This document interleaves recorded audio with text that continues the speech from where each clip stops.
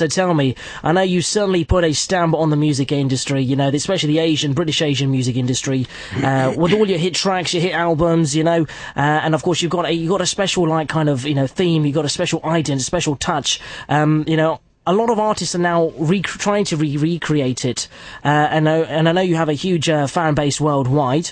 How has this changed your life? So tell me, you know, from when your career first started with, you know, Ni Nachale, when your first single came out, how has your, you know, life gone? Yeah, life hasn't changed, not really changed for me, but yeah, the bank account has changed. That's a pretty decent answer. So obviously now you've broken down the barrier as an artist. Yeah. You've made it from the UK industry. You've headed into Bollywood. Yeah. You did, like we just heard now. We've just heard, yeah. Let's Celebrate. Yeah. How did that go? Let's Celebrate. It was a different experience. First time, you know, in Bollywood. I never thought I'm gonna be in Bollywood, but yeah, I thought let me try it. You know. Those people from Bollywood, the whole Tever team, Bonnie Kapoor, he approached me in Dubai. Okay. And we took it from there. And they seem to be very nice, honest people, you know. And was that track heavily influenced by you and your producers and your team? Or was it just mostly... It was just me.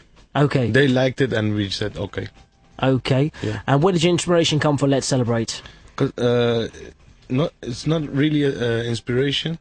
Because they wanted me to, like, write a song about celebrate. Okay. Know? I was, like, very limited. I couldn't do my own stuff. Okay, not a problem. So the track was a success as well. Obviously, will you be featuring in any other Bollywood films, any other Bollywood tracks? Not at the moment. They calling me, like, for other Bollywood movies, but I'm not interested, to be honest. I'm more focused on my own album. Okay, so you looking to become an actor sometime soon as well? You might not take. You never know. You never know. Yeah. Okay, so I know you're still working with Ernie, your original producer. How's that going as well? Going good too. All good. He's working on the album too. So tell me a little bit more about this album. I want to hear.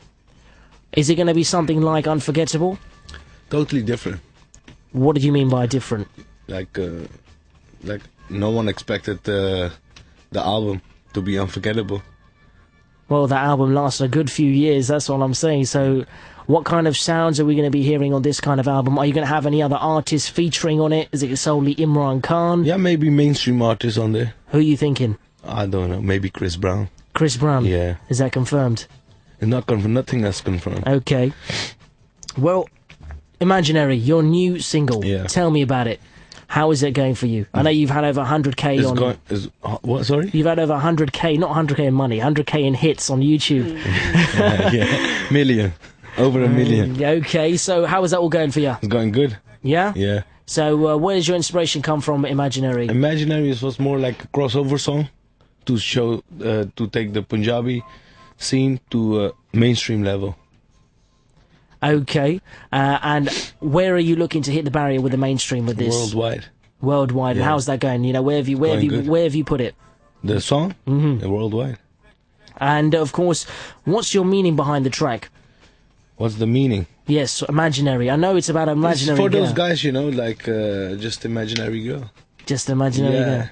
Because I haven't found a girl yet, so maybe with that song. So that was your inspiration behind it. Exactly. So it's all about finding the Mrs. Khan. The Mrs. Khan, yeah. Okay, so let's talk about the video as well. Very nice, you know, westernized, very big theme video. You know, big, you know, sets. You got lovely models. You got your animals in there. Yeah. We know you like your animals, like the Satisfy video.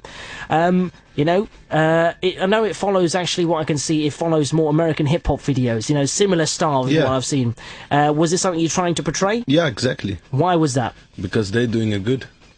Is it something you want the Asian industry to do? Exactly. They can learn from me, you know, like I'm building a bridge for them. So you want the Asian industry to move into that kind of mainstream vibe? Exactly, yeah. Learn from the best, you know. Is there any other acts out there who you can see in the industry right now active who are doing something about that? Yeah, when I see myself in the mirror, yeah. We can. That's not a problem. As well as that, do you also believe other Asian artists can make it big in the mainstream? Just like, for example, let's say Jay Sean. He was out there. He started here in the UK. He then took it over to America. Could you see other artists doing that with hard work? Even yourself, could you see yourself doing that? Yeah, why not? If he could do it, I can do it. Okay.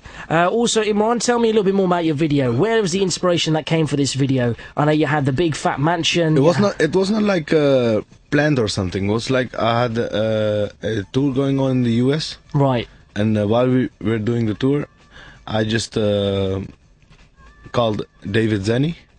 The previous director for Satisfyer. Right.